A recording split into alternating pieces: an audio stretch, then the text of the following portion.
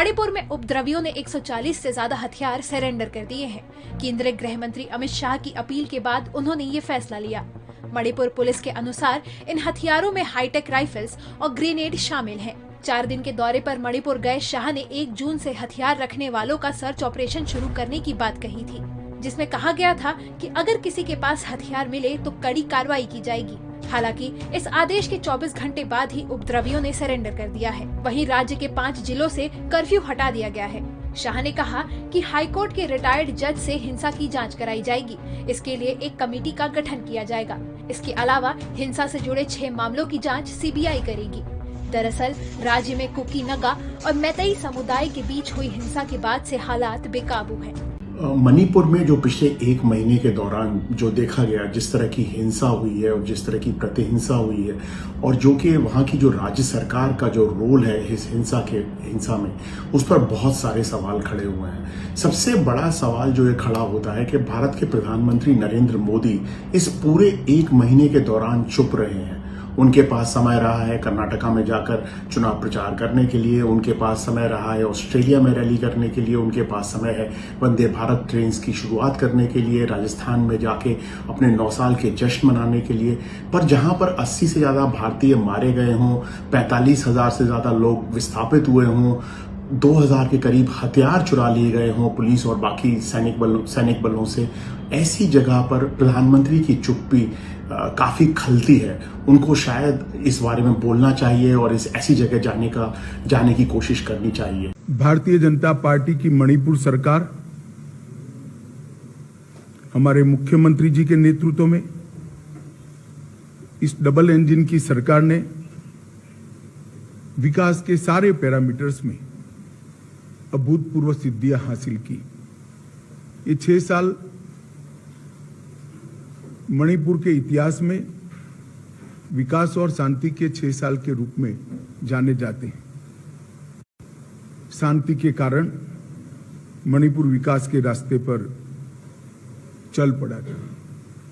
विगत लगभग 1 महीने से मणिपुर में हिंसक घटनाएं हुई है। सबसे पहले तो मैं जिन दुर्भाग्यपूर्ण नागरिकों की हाल की हिंसा में मृत्यु हुई है, इस सभी के परिवारों के प्रति देश के प्रधानमंत्री जी की ओर से, मेरी ओर से और भारत सरकार की ओर से इनके प्रति संवेदना व्यक्त करता हूं। मई में तकरीबन 1400 हथियार लूट लिए गए, सेना से, पुलिस से, बाकी जगह पर जो कोत होती हैं, आर्मरीज होती हैं, वहाँ से। जब भारत के सेना अध्यक्ष वहाँ पर थे पिछले हफ्ते शनिवार और रविवार को, तब टाइम्स ऑफ इंडिया ने खबर दी करीबन 1000 हथियार लूटे गए हैं।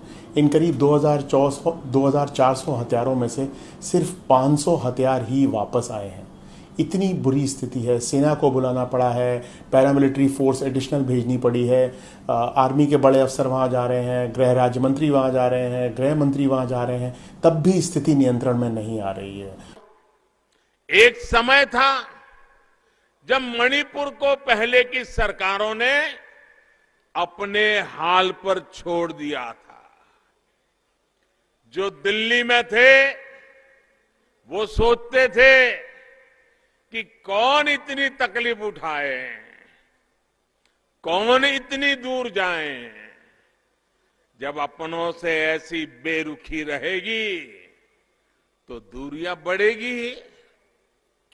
मैं जब प्रधानमंत्री नहीं बना था, उससे पहले भी अनेकों बार मणिपुर आया था। मैं जानता था कि आपके दिल में किस बात का दर्द है, और इसलिए 2014 के बाद मैं दिल्ली को, पूरे दिल्ली को, भारत सरकार को आपके दरवाजे पर लेकर के आ गया। जिन लोगों के पास हथियार हैं, उनसे भी मैं अपील करना चाहता हूं कि अपने अपने हथियार पुलिस के सामने सरेंडर कर दें। कल से पुलिस कॉम्बिंग ऑपरेशन करेगी और कॉम्बिंग ऑपरेशन करने के बाद जिनके पास से हथियार मिलेंगे उन पर कठोर न्यायिक धाराएं लगाई जाएंगी।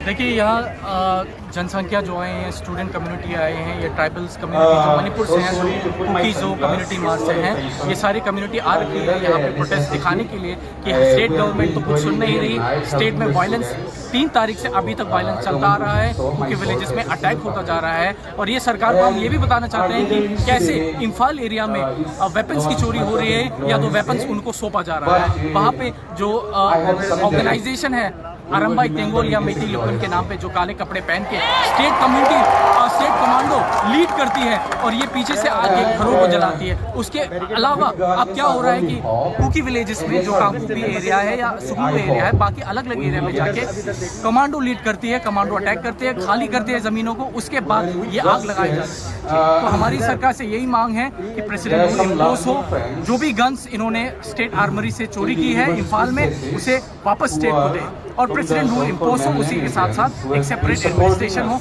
जैसे जम्मू एंड कश्मीर में या लद्दाख में यूनियन टेरिटरी का जो दर्जा दे रखा है, कम से कम मणिपुर के अंदर भी यूनियन टेरिटरी का दर्जा दिया जाए या उससे उसके करीब कोई एडमिनिस्ट्रेशन हिल ट्राइबल्स में दिया जाए।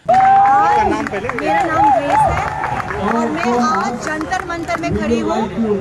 हम यहाँ पे सॉलिडेरिटी मार्च कर रहे हैं और हम यहाँ पे प्रोटेस्ट कर रहे हैं। जो आदिवासी हमारे भाई बहन हैं मणिपुर में, उनके ऊपर अत्याचार हो रहा है, उनको अपने घरों से भगा दिया गया है और उनके जो गांव है वो जला दिया गया है, उनके ऊपर अन्याय हो रहा है।